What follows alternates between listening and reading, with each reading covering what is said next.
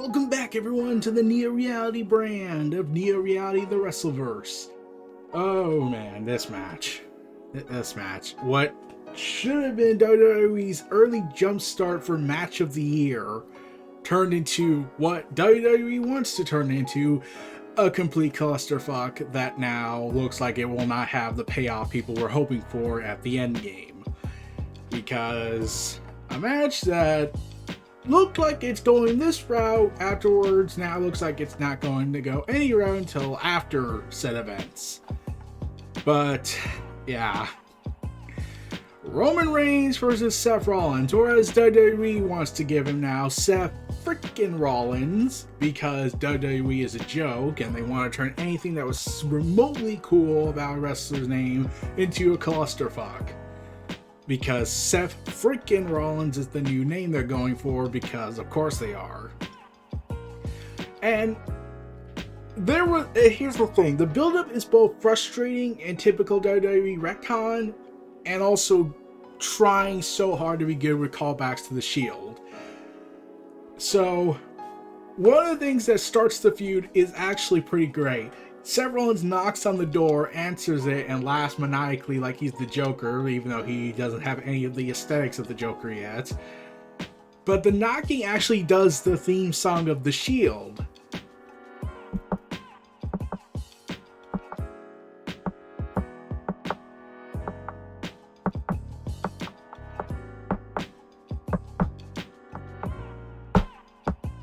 See, like,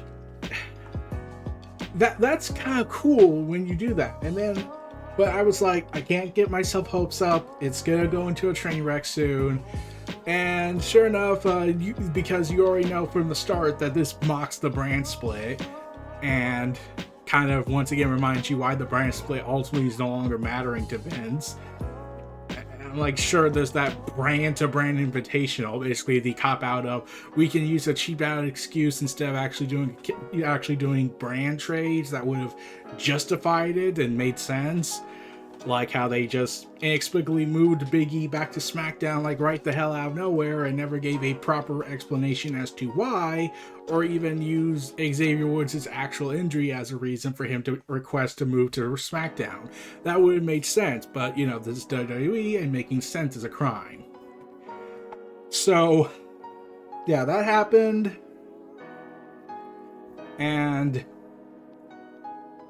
then they want to do a match where Seth Rollins has to basically fight to keep his spot in the tag team in the big match, and they go the route of we're stupid, we don't know what we're doing, where they go ahead and have Roman Reigns interfere and DQ the Usos instead of doing the obvious thing. But you know, that's asking too much from them. Let me just get this white balance corrected. Okay. So they go ahead and have Roman get the Usos DQ'd so that for he can fight Seth Rollins. And I'm that guy that's like, wait, why didn't you just punch the Usos and get Seth Rollins DQ'd? Wouldn't that make more sense if you're trying to avoid a fight with him?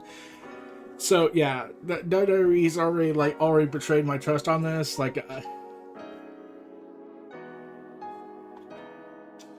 There's just something off about this whole feud for me. I'm like, they're doing the callbacks right. They're addressing that Moxley was in the group. They even keep calling him Mox and not Dean Ambrose. So they're acknowledging AEW, albeit a tiny bit. They won't say his full name. They'll just say Mox or Moxley, but they won't say the full name because then people will look it up. And you know, we can't have that. And I won't be surprised if Vince blames Seth Rollins for saying it because, you know, you're giving them publicity even though we told you to go out there and make that choice.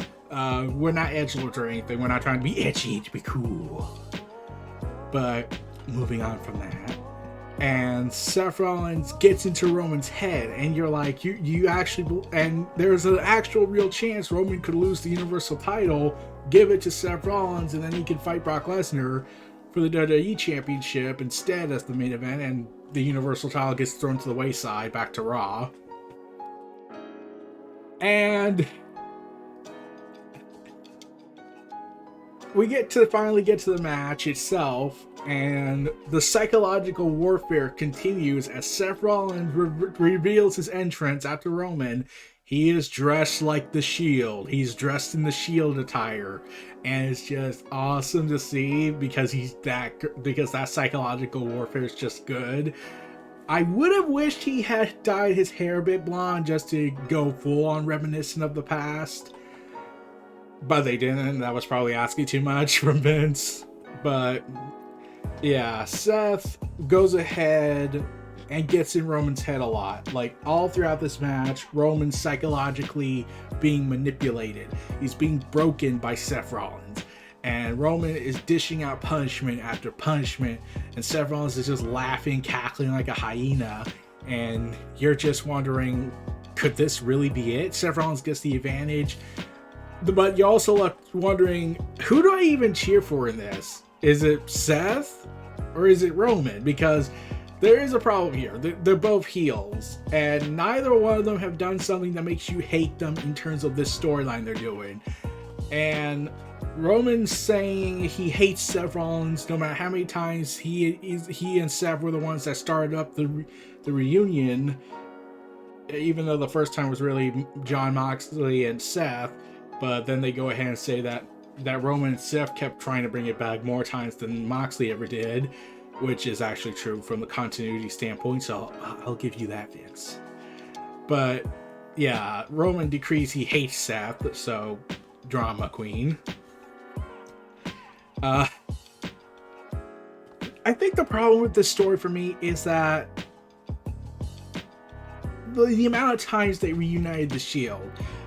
The first two times were understandable, were at least gettable, including when the injury happened, so they had to delay what full storylines they might have had in mind. But I felt like that's where it should have stopped. After the first two times, at least, that's where it should have stopped, or at the very least, to stop at after the first time. And they could have not done any more reunions, and instead we get this encounter and the emotions are more there, instead of reminding us, oh, they reunited like 8 times already. Why should we care because they're going to reunite again, just this time without Moxley, and then they'll probably pretend like he doesn't exist, despite the no borders attitude they're trying to give off. Don't believe it for a second. Don't believe it. So this match is going pretty damn well. And then the ending happened. So, Seth Rollins pushed Roman Reigns to the brink, basically if Joker finally made Batman kill him, which has happened a lot in other medias that's not the comics, that besides the Elseworld stories. Or when they do it off screen, because, that would have just been too much. But yeah, Roman Reigns succumbs to his inner darkness and puts Seth Rollins in the guillotine. And Seth Rollins gets on the rope break. The ref counts to 5 and disqualifies him, and you're left with ruination. Because now it's like, why? Like, even after the awesome pedigree that we got, where Roman goes for the spear and Seth counters it with the pedigree, calling back to their Money in the Bank match, which was awesome. You're just like, why does this have to end like this? Like, they're not gonna fight again, are they? And after what came out, and after what's been happening recently in the last few weeks, it doesn't look like that's the route they're going. And Seth Rollins defeats Roman by disqualification. Whoop-de-effing-do. And Roman, trying to basically salvage this, does a callback to when Seth Rollins betrayed them the first time, when he waits for Seth Rollins to get up, has a chair, and strikes him in the back. And even Seth Rollins lands the same way he did when Seth Rollins stabbed him in the back all those years ago. And I was like, and people were saying this is long-term storytelling. No, long-term storytelling is virtually everything Bray Wyatt tried to salvage of his career when he did the rebirthing process with him as the Fiend and as the Firefly Funhouse. Long-form storytelling is Hangman Saga with Kenny Omega. Long-form storytelling is Sami Zayn's quest to become NXT champion. Long form storytelling to me is The Rock and Stone Cold, where The Rock has journeyed to try and beat Stone Cold at WrestleMania and finally does it. This is not long-term storytelling. You're really going to tell me the WWE is going to try and claim they should get credit because they got a storyline from 8 years ago to try and get it working now, despite all the injuries that have happened between the two, despite all the stop and starts they've done. This was the culmination piece of this 8-year story, which, if that was a culmination piece, oh my god, that's terrible ending right there. That would be, it's just a very good, genius callback. It's not a culmination piece of their long-form storytelling, because for me, I don't see it. I don't see the long-form storytelling. The long-form storytelling was years ago when they could have done the triple threat match at WrestleMania, but they never did. They did it at Battleground, and it wasn't. And looking back on it, it's not as grand as it should have been. And instead, we never get that match ever again. We never get another triple threat match. So the chance to do that completely closed when Moxley left to AEW.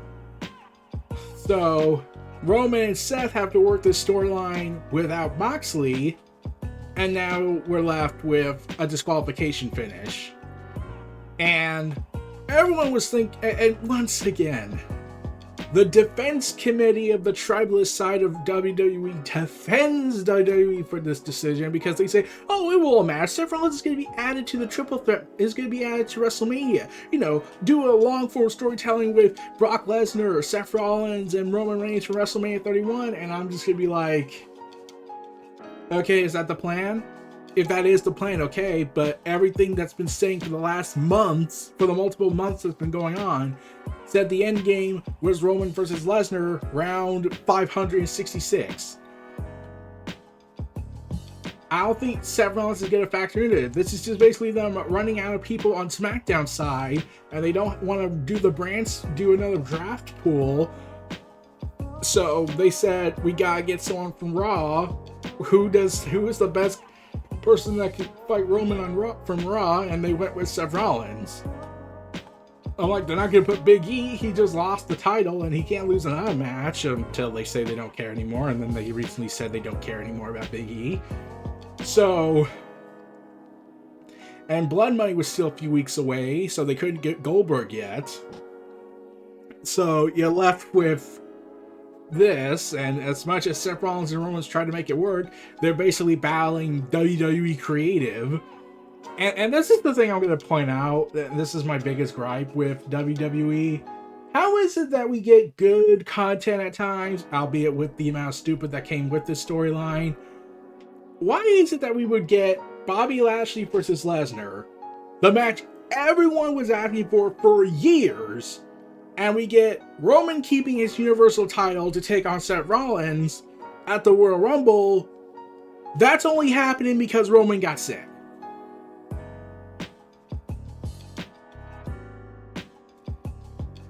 Seriously, the moment Roman goes down, that's when they start caring. They start putting in their energy on the untapped resources they use. They finally give the fans what they want. It has to come at Roman getting sick, because it's basically the mentality of, well, if Roman's out, nothing matters. Nothing matters anymore, everybody. It frustrates me that because why should we wait for something bad to happen to get something good out of it? I don't want that. I don't want to be the fan that gets mad, that gets annoyed when we get something good. It has to come at someone else's expense. Roman gets sick, Brock Lesnar has fun, Roman gets sick, we get the Bobby Lashley match we've been wanting for years. Roman gets sick, Elias turns face, Roman gets leukemia. We get good content for some reason because they can't grasp that they can have Roman and they can give the fans good content. They instead want to go with all or nothing. Either Roman is the priority, or if he goes down, then everyone else is a priority. And it sickens me that that's the logic they're going for. Even people who've given WWE credit in the past have admitted that this is kind of getting annoying, that it has to take some disastrous event to occur in one of their big prospects or one of their big stars to go down, and then they'll finally do something. So yeah, that's about it for this. But that's not the end of the video. Let's turn the music off. Let's get into this. So I have a little announcement to make. I got something to show you guys. I just need to get it. Hold on, everybody. Let me pause the video for a second, give you all a shot. Hold on. Take 5 for a sec. I gotta get it.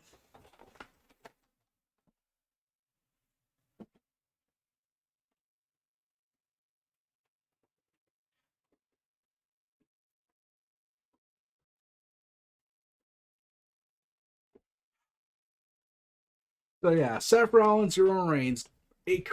What could have been WWE's first match of the year contender turned into a clusterfuck of DQs, and it looks like Seth Rollins has no plan afterwards for this, even though he wants to be in the main event with Roman and Brock. So there's that. But let's end this on a more positive note instead of me ranting all the time. This just came in the mail today. A box. Oh man, an unboxing video. What? I recall doing an unboxing video years ago. 2 years ago, actually. It was when I was talking about AJ Styles and Nakamura at Wrestle Kingdom. So yeah. Yeah, this is a little bit difficult. There's a lot of tape. FedEx is a pain sometimes. But if they keep things consistent with quality protection, I'll be perfectly fine with that. But yeah, let's get into this. Okay, so far so good. Come on, where's the other tape? Just need to get this one. Sorry for the delay. I'll probably put a timestamp when I'll try, but at least, but like, yeah.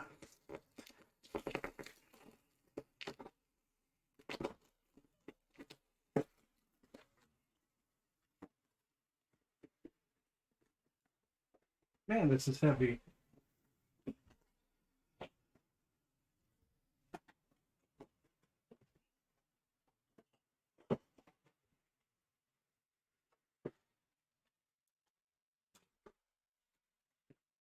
Come on.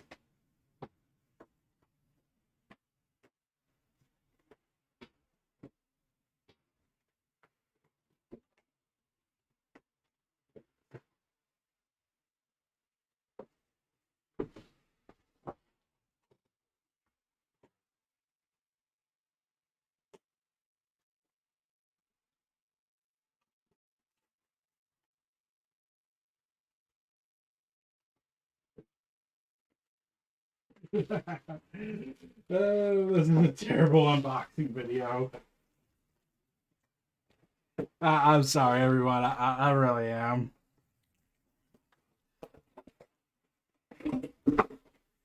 What hot the window breaks? What heart is this? Why oh my, what heart is this? My oh my, what heart is this?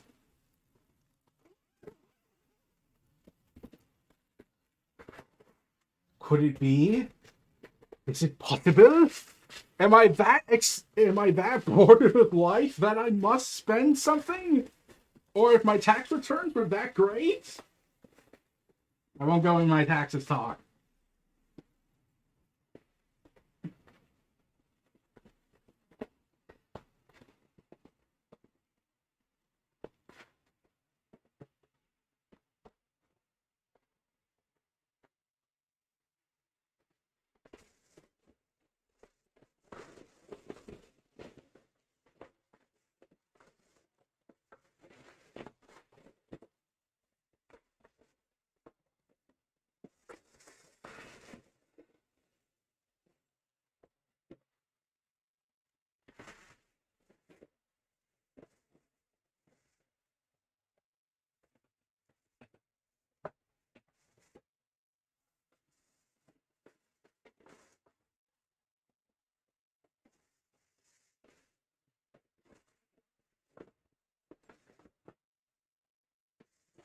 Man, this is tough.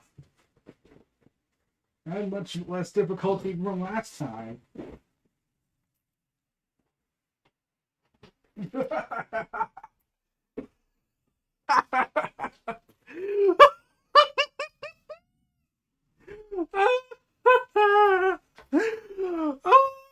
I am spoiled, aren't I? Oh, man. Yep, you are not stoned. If you are, get help. Oh, man, I am completely spoiled to the effing core in life. Oh, man, let's try to get this camera down a little bit. Man.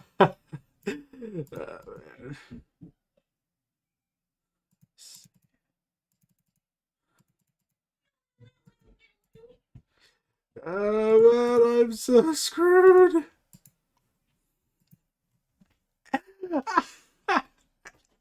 Ah. Oh. Oh, yes. I am the champ is here. And not the spinner belt type. Oh, man. Worth the journey. I am now your official All Elite Wrestling Champion on Neo Reality Entertainment. So look forward to this belt being around for a little bit, as much as I can, until I break it in. I am spoiled. I am totally spoiled in life. Oh, man. Like, I got my tax returns, and I had a lot of money saved up, and then I heard this was announced for limited quality. I just wanted it. Plus, I'm supporting a company I like for the moment until they screw up big time. Let's hope they don't. But yeah, anything could happen in the world of wrestling these days, especially in gaming. But yep. I am now the All Elite Wrestling Champion. I demand your respect. I am the champ. Oh, life's good. But yeah, Neo Reality Entertainment WrestleVerse brought to you by All Elite Wrestling on a Seth Rollins Roman Reigns video. So I'm pretty sure there's a lesson to be learned here somewhere. Kind of shows you I get to talk about both products. Feel free to like, comment, subscribe, check out my content in the description below. Stay tuned for more and see this beauty in action. On. Oh, this is beautiful. Beautiful, isn't it? Stay tuned for more. I'll see y'all next time. Take care, everybody, and peace out.